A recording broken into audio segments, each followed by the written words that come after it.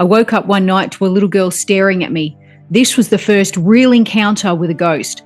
We would have seances. I was also delving into the Wiccan side of things.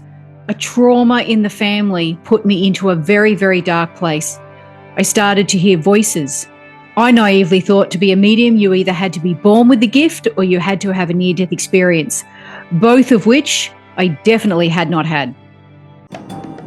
Hello, beautiful souls, and welcome to the Medium's Table. I'm your host, Michelle Gardner. This podcast is your personal invitation to join me at the intersection of the everyday and the extraordinary. Together, we'll explore the magic of mediumship, share spiritual stories, and connect with fellow mediums on this incredible journey. So grab a seat, pour yourself a cuppa, and come join us at the Medium's Table, where spirits gather and stories unfold. Welcome to the very first episode of the Medium's Table. I'm Michelle, and I am so pleased that you're joining me here on this journey. In today's episode, I'm going to be talking a little bit about myself so you can get to know who I am and how I got to this point. In saying that, let's start at the beginning. I grew up in a small country town in Victoria, in Australia. Now, this town is right down the very, very bottom of Australia. It's a small town of about 2,100 people, and I'm pretty sure to this day that sign as you enter the town still has not changed. There's still 2,100 people. I was born in that town, not sure how the population stays the same after all these years, but it balances itself out somewhere, I guess. We grew up in an average family. I've got brothers and sisters, mum and dad. We didn't grow up in a religious family. There was no real religious background in our immediate family. However, we had grandparents that were, but that religion was not passed on to us. So we were actually quite sheltered from the religious side of things.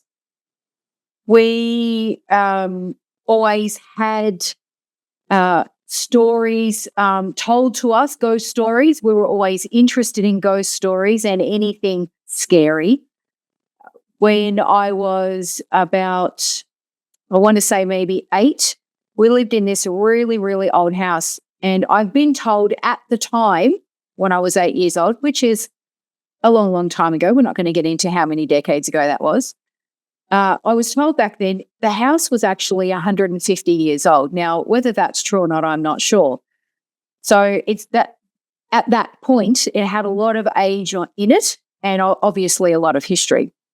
And I woke up one night to a little girl sitting on the edge of my sister's pillow. Now, she was dressed in a nightcap. She was probably maybe around the same age as me. She had a nightgown on, and my sister and I shared a bedroom, so our beds were side by side. And she was sitting on the edge of my sister's pillow, level with me, like where my pillow was, and just staring at me. And I was absolutely, absolutely frozen with terror. I couldn't even scream out to mum and dad. I was just absolutely frozen with terror. To this day, I don't know who it was, why she was there. I've never looked into the history of the house. I mean, she could have even been, there because of the land. So that was my first real encounter with a ghost, or a spirit, whatever you want to call it.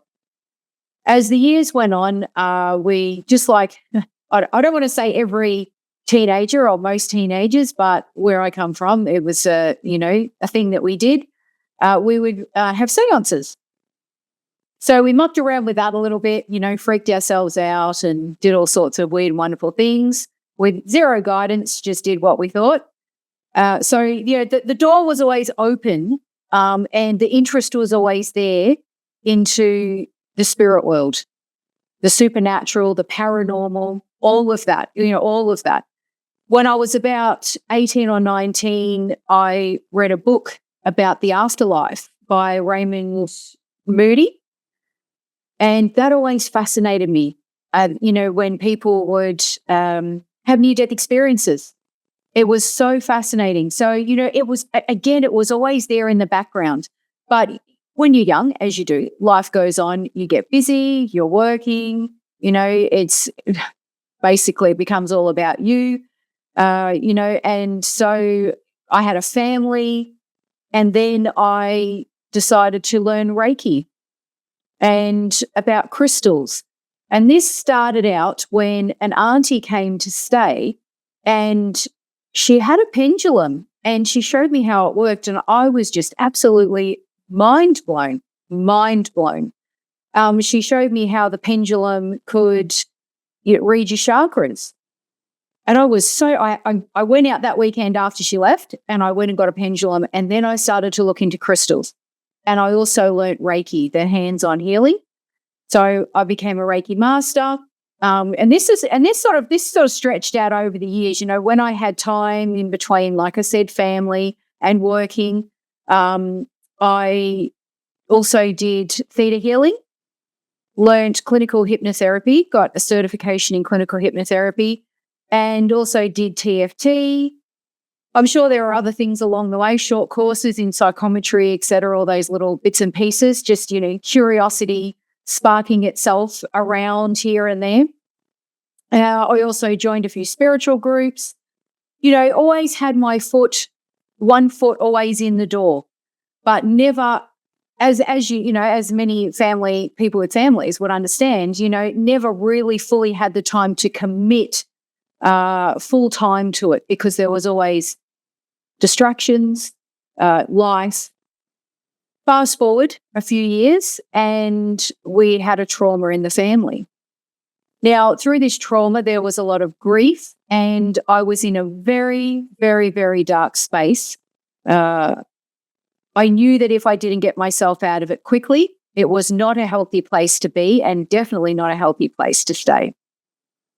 So basically, I went back to what I knew, which was all things spiritual, because I'd sort of stopped doing that for quite a few years, probably a few years, maybe a decade, because I'd started a business that dealt with a lot of metaphysical products. So I was also delving into the Wiccan side of things.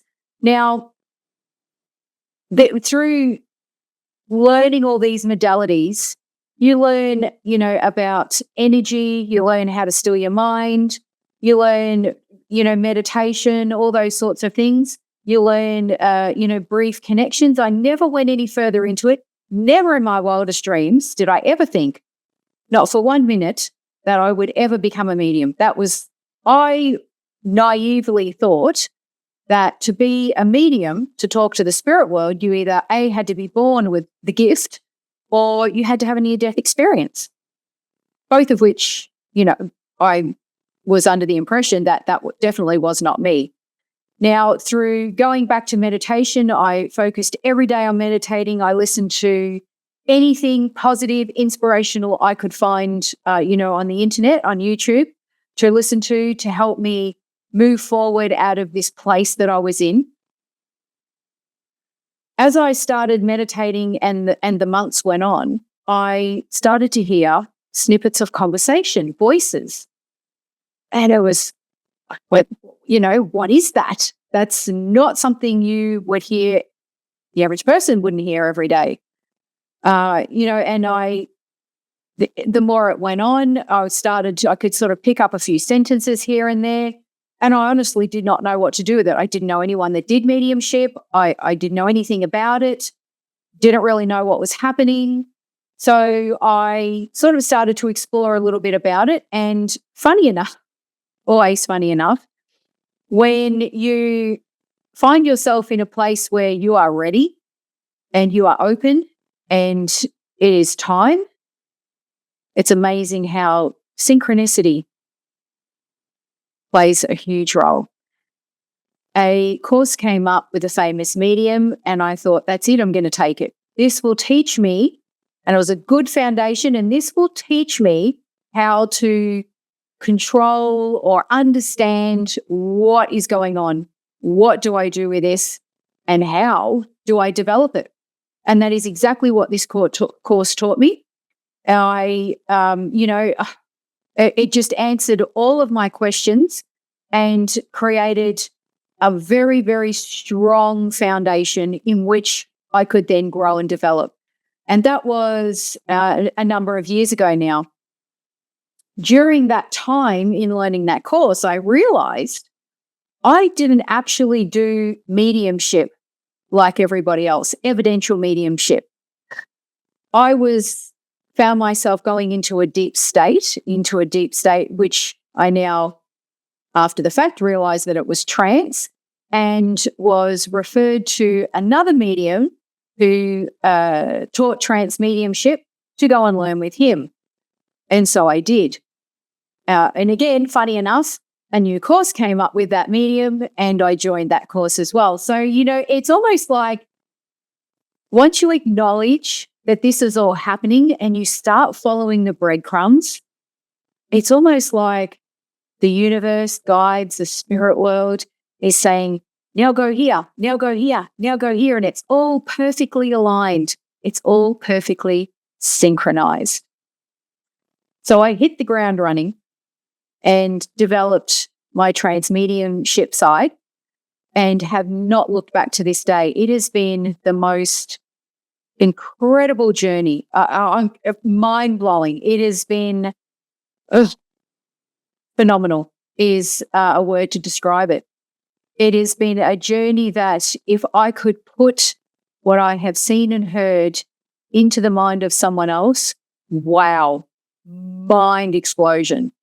It's been,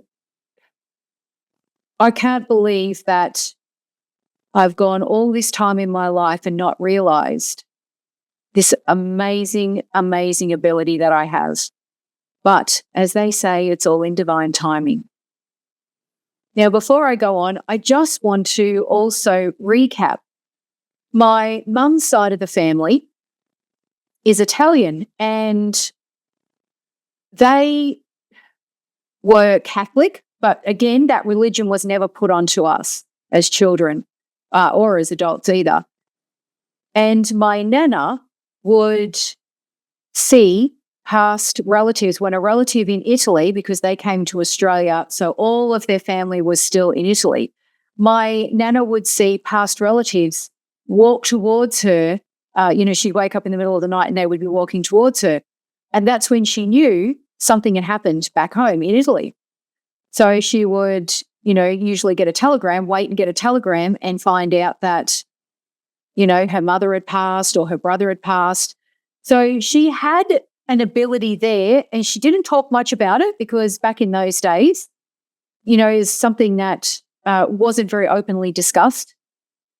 She would also have intuitive hunches or feelings. Her brother suddenly died in a fight, and she just knew that something was not right. She knew something wasn't right. And again, she received a telegram that he'd passed away. Her father-in-law, who they lived with before they came out to Australia, said to her, when he passes, he's going to come and visit her.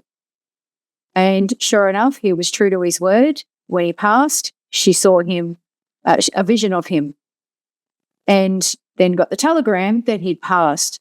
So she had that ability. Now, did she pass it on? Possibly. Is this where all our abilities come from? Or are we all just connected into the great wide web of spirit?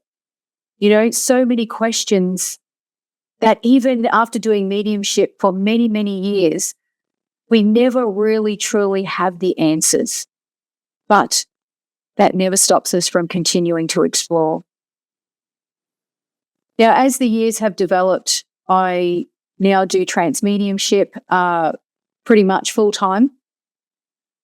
And I thought, my journey has been so incredible and so in awe of the spirit world, the messages, the healing that it brings to people is just incredible. And I truly want to share these stories with you.